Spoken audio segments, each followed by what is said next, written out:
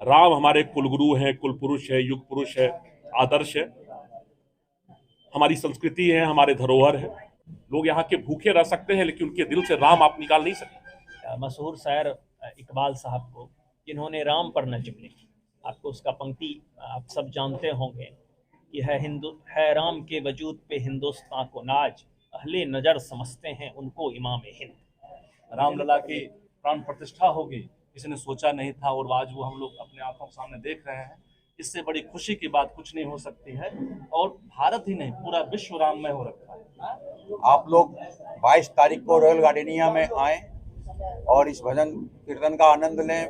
हम लोगों के लिए बहुत गर्व की बात है कि 500 साल के बाद ये मंदिर बन रहा है, हम लोग के जीवन काल में बन रहा है। ये हम लोग के लिए बहुत ही गर्व की बात है।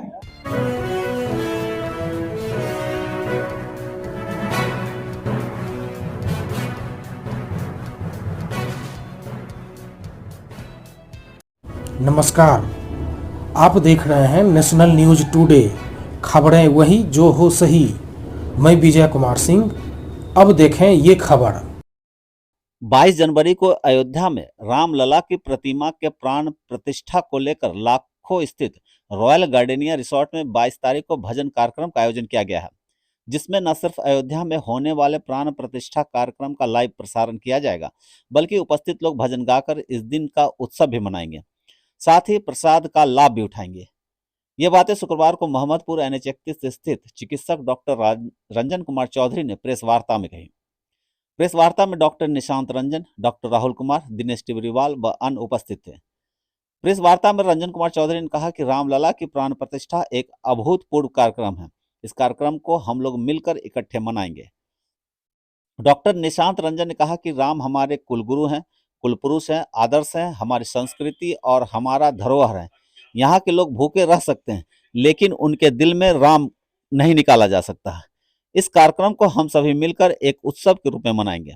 वहीं डॉक्टर राहुल कुमार ने कहा कि रॉयल गार्डनिया में आयोजित इस कार्यक्रम के द्वारा हम समाज को एक संदेश देना चाहते हैं कि हम लोग एक हैं, एक संप्रदाय के हैं, सब एक हैं, कोई अलग अलग नहीं है, और जो भी राम जी ने अपना संदेश दिया है उसका एक साथ मिलकर हम लोग पालन करेंगे। कार्यक्रम में समाजसेवी दिनेश टिबरीवाल ने कहा कि यह हमारे लिए गर्व की बात है कि हमारे जीते जी 500 वर्ष के इंतजार के बाद यह हमें देखने को मिल रहा है। रॉयल गार्डनिया में आयोजित इस कार्यक्रम में सभी आमंत्रित हैं। जैसा कि आप सभी लोगों को, हम सभी लोगों को पता है कि 22 तारीख को हमारे मर्यादा पुरुषोत्तम श्री राम जी के प्राण प्रतिष्ठा हमारे पवित्र धाम अयोध्या में हो रही है। उसी उपलक्ष्य में हम सभी लोग 22 जनवरी को रॉयल गार्डनिया रिसोर्ट में एक कार्यक्रम कर रहे हैं, जिसमें कि हम तमाम लोगों, तमाम राम भक्त को वहाँ पर बुला रहे हैं उस कार्यक्रम में शामिल होने के लिए, तथा कार्यक्रम में शामिल होकर के वहाँ पर श्री भगवान राम पर के भजन कीर्तन का आनंद लेंगे, उन पर परिचर्चा करेंगे, प्रसाद ग्रहण करेंगे, तथा अयोध्या में जो कार्यक्रम हो रहा है उसका लाइव टेलीकास्ट भी वहाँ पर हम लोग देखेंगे। और ये अभूतपूर्व कार्यक्रम है। भारतवर्ष इतिहास रच रहा है। 2024 जो वर्ष है इतिहास के पन्नों में दर्ज हो रहा है, क्योंकि हम किसी ने सोचा नहीं था कि राम मंदिर बनेगा। लोग बोलते थे कि राम मंदिर बनाएंगे लेकिन कब बनाएंगे पता नहीं है।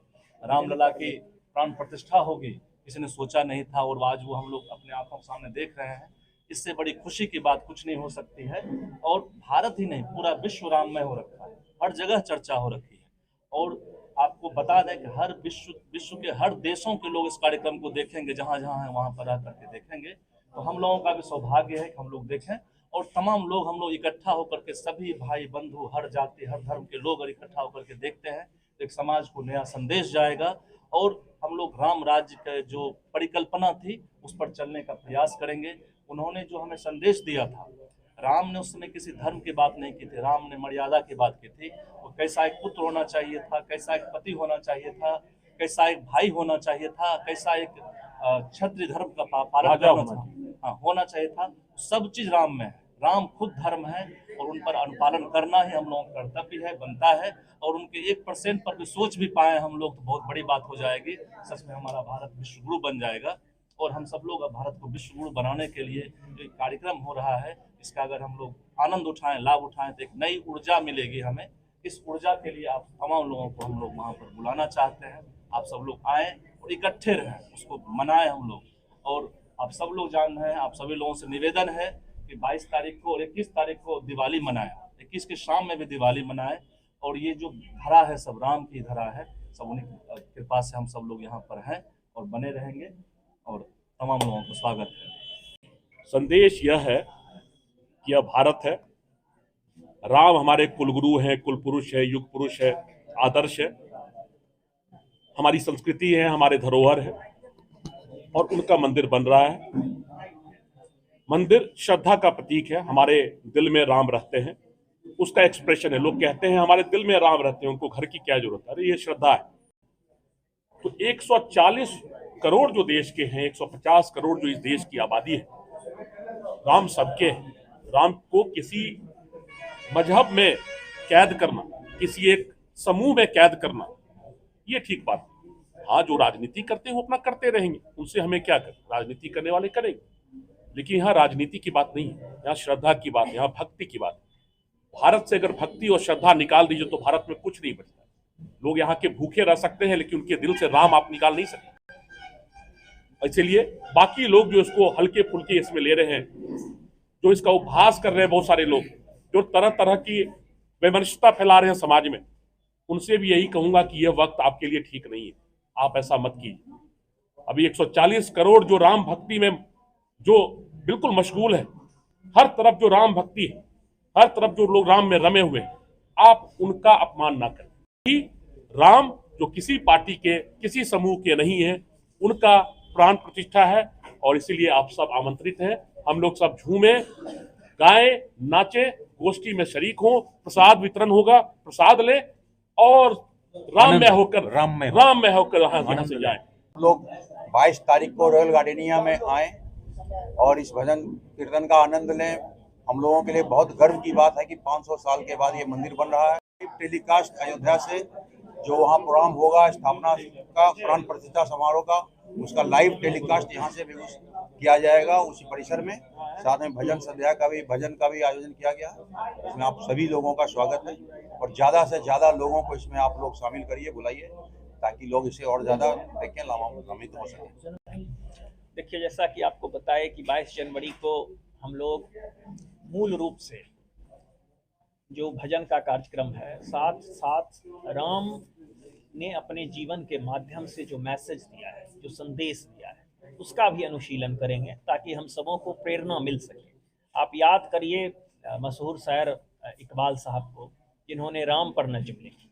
आपको उसका पंक्ति आप सब जानते होंगे कि है राम के वजूद पे हिंदुस्तान को नाज, अहले नज़र समझते हैं उनको इमाम हिंद।